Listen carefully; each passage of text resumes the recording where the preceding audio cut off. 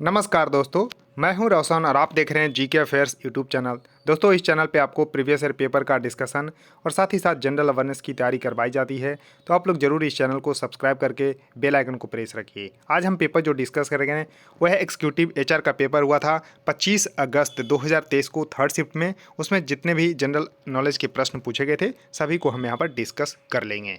PDF चाहिए तो आप हमारे टेलीग्राम चैनल से जुड़ सकते हैं, जिसका लिंक आपको नीचे डिस्क्रिप्शन में दिया हुआ है। और आपके पास भी किसी एग्जाम का क्वेश्चन पेपर होता है तो gkfairs25@gmail.com पे भेज सकते हैं, ताकि उसको भी हम यहाँ पर डिस्कस कर सकें। तो देखिए, ये वीडियो आपके लिए रामबाण साबित हो सकता है, इसको जरूर देखिएगा।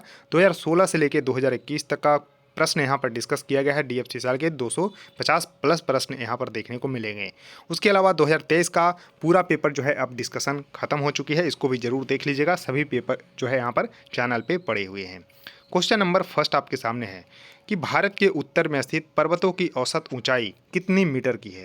यानी कि भारत का इस तरह से अगर हम मैप बनाएं तो यहाँ पर आपको उत्तर में जो है हिमालय की यहाँ पर श्रेणियाँ देखने को मिलती है। तो यहाँ पर इसकी जो औसत ऊंचाई है वो 6000 मीटर है। तो इस तरह से 6000 मीटर इसका सही उत्तर हो जाएगा। और उसके अलावा जो है पश्चिमी घाट है, उसके अलावा जो है पूर्वी घाट है। तो इस तरह से ध्यान रखिएगा।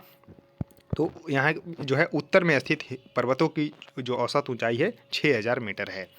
उसका देखिए नेक्स्ट क्वेश्चन है कि निम्नलिखित में से कौन सा कार्बोहाइड्रेट त्वरित ऊर्जा देने वाला भोजन है। यानी कि which among the following carbohydrates are quick energy foods. तो देखिए, जो कार्बोहाइड्रेट जो त्वरित ऊर्जा देती है यानी कि क्विक जो है एनर्जी देती है, तो वो कौन सा है। तो दोस्तों, वो है सिंपल कार्बोहाइड्रेट, यानी कि सरल कार्बोहाइड्रेट इसका सही उत्तर होगा। तो करेक्ट उत्तर इसका बी सही होगा, इसको जरूर ध्यान रखिएगा।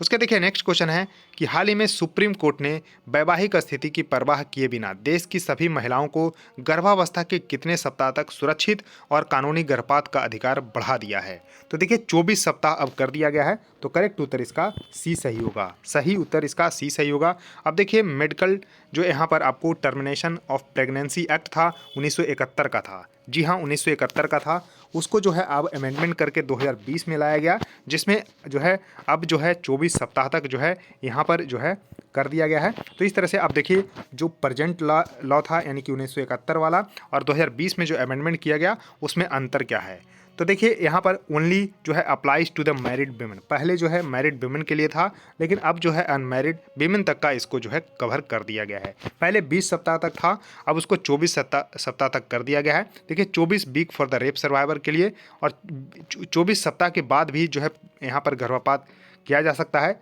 उसके लिए 24 week for the substantial foetal जो है अब नॉर्मलिटीज़ के लिए। और रजिस्टर्ड मेडिकल प्रैक्टिशनर जो है यहाँ पर टिल 12 वीक में एक चाहिए और 2 वीक तक के लिए 2 चाहिए, 20 वीक तक के लिए 2 चाहिए था। लेकिन अब जो है 20 से 24 वीक तक के लिए 2 अब चाहिए और 20 वीक तक के लिए 1 चाहिए रजिस्टर्ड मेडिकल प्रैक्टिशनर। और देखिए जिसमें उल्लंघन अगर किया जाएगा तो पहले 1000 का फाइन था, अब जो है fine and imprisonment of 1 year अब कर दिया गया है। तो इसको ध्यान रखिएगा। उसका देखिए हमारे शरीर का लगभग 20% वजन जो है किस पोषक तत्व से आता है। तो जो अपने शरीर है उसमें 20% जो है वजन जो है यहाँ पर किसके द्वारा आता है। तो प्रोटीन इसका सही उत्तर होगा। तो सही उत्तर इसका बी सही होगा। अब देखिए जो शरीर का यहाँ पर जो स्ट्रक्चर है यानी कि कंपोजिशंस है बॉडी का, उसमें जो है पानी जो है 55% होता है। जी हाँ, जो 55% जो वजन होता है वो पानी का ही होता है। और प्रोटीन का देखिए 20% है, विटामिन का 1% है, कार्बोहाइड्रेट 2% है, फैट जो है यहाँ पर 15% और मिनरल यहाँ 5% है। तो इस तरह से इसको जरूर कंपोजिशन ध्यान रखिएगा कि हमारे बॉडी का यानी कि शरीर का किस तरह से कंपोजिशन बनाया गया है, इसको जरूर ध्यान रखिएगा। तो 55% पानी, 20% यहाँ पर प्रोटीन, 2% कार्बोहाइड्रेट, 1% विटामिन, फैट 15%, जबकि मिनरल 5%। उसका देखिए भारतीय संविधान में कुल कितने अनुच्छेद है। तो देखिए भारतीय जो संविधान है उसमें 395 अनुच्छेद है शुरू से ही, लेकिन इसमें जो है अब जो है यहाँ पर इसमें अमेंडमेंट करके तो इसको 448 तक कर दिया गया है। लेकिन ओरिजिनली जो है 395 ही है, अभी भी 395, लेकिन कहीं कहीं आपको 448 भी देखने को मिलता है। तो इसमें जो है संशोधन करके यानी कि अमेंडमेंट करके 448 जो है कर दिया गया है, इसको जरूर ध्यान रखिएगा। तो 395 इसका सही उत्तर होगा, यानी कि बी इसका सही उत्तर हो जाएगा।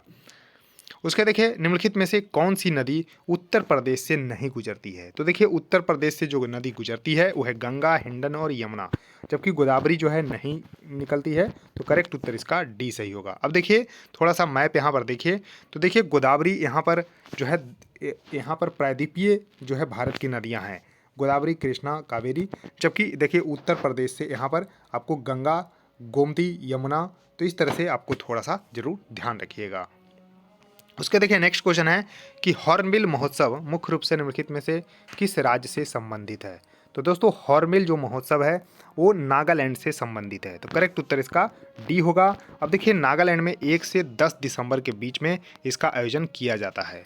तो इसको जरूर ध्यान रखिएगा कि हॉर्नबिल जो महोत्सव है वो नागालैंड का जो है यहाँ पर राज्य से जुड़ा हुआ है। उसके देखिए नेक्स्ट क्वेश्चन है कि निम्नलिखित में से कौन सा 44वें शतरंज ओलंपियाड 2022 का शुभंकर है। तो देखिए 44वें जो शतरंज ओलंपियाड हुआ था वो शुरू में देखिए रूस में होने वाला था, रूस में, लेकिन रूस यूक्रेन युद्ध के कारण इसको भारत में स्थानांतरित कर दिया गया और भारत में जो है चेन्नई में इसका आयोजन किया गया और उसका जो है शुभंकर था थम्बी, यानी कि 44वें शतरंज ओलंपियाड 2022 का शुभंकर थम्बी को बनाया गया था। तो करेक्ट उत्तर इसका डी सही हो जाएगा। उसके देखिए नेक्स्ट क्वेश्चन है कि निम्नलिखित में से कौन सा खाड़ी पर बना भारत का सबसे लंबा पुल है, यानी कि जो है भारत का कौन सा यहाँ पर ब्रिज है जो कि बे पे बनाया गया है। बे मतलब खाड़ी, तो खाड़ी पे बनाया गया है वो है पंबन पुल। तो इसका देखिए अभी हम चित्र भी दिखाएंगे। तो करेक्ट उत्तर इसका सी होगा। अब देखिए पंबन पुल यहाँ पर आपको देखने को मिल रहा होगा जो कि 2.06 किलोमीटर का है। 2.06 किलोमीटर का एक पुल है जो कि इंडिया को रामेश्वरम से कनेक्ट करती है। तो इस तरह से यहाँ पर आप देख पा रहे होंगे, ये आपको पंबन ब्रिज देखने को मिल रहा है। उसके देखिए नेक्स्ट क्वेश्चन है कि भारतीय संविधान में मौलिक कर्तव्य किस वर्ष जोड़े गए थे।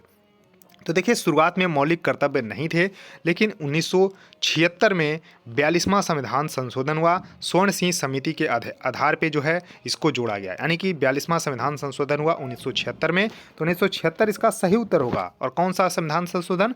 42वां। तो शुरू में 10 जो है मौलिक कर्तव्य जोड़े गए 1976 में। तो ध्यान रखिएगा स्वर्ण सिंह समिति के आधार पे 51A में इसको जोड़ा गया, भाग 4A में, भाग 4A में 51A अनुच्छेद में जोड़ा गया स्वर्ण सिंह समिति के आधार पे।